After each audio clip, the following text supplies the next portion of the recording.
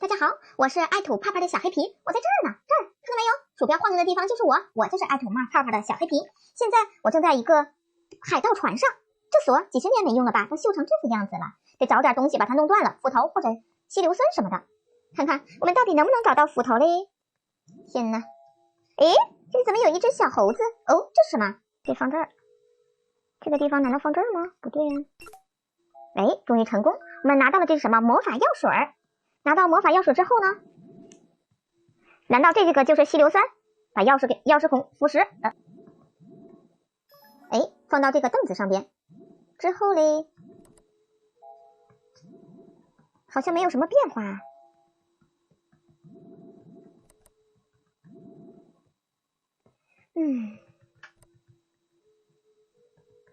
哎，这是把钥匙，我们打开这个宝箱，宝箱里边有块西瓜，那把西瓜给小猴子吃，真的是哎，给我们一个什么硫磺粉，然后这个就是用来稀释的了，化学药水。终于门打开了，太激动了，门开了，怎么花？难道里边就是宝藏了吗？我真的也很拭目以待。好了，那么现在我们就到宝藏里边，宝藏应该就藏在这船舱里，我得想办法进入。Oh no， 好吧。咦，得到了一个，这是什么？锤子，锤子用来打它？不对呀。哎，得到了一个什么？机关配件。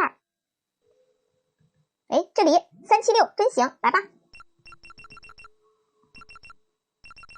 哎，打开，我们放进去。好了，这是什么？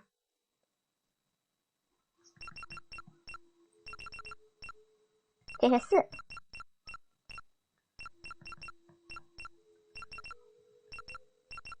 不对，对了，我们向上来。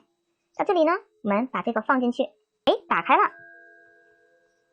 第二个机关配件我们再次得到了，那么现在就剩下最后一个机关配件了，到底在哪儿呢？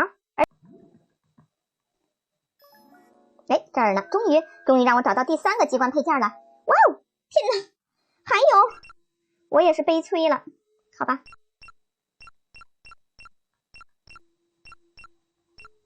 我们只要把这个给它拼好就可以了。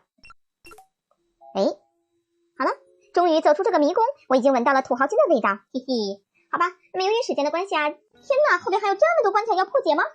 好了，那么由于时间的关系呢，今天这个小戏啊，我们也就玩到这儿了。我们下期节目再见喽，拜拜。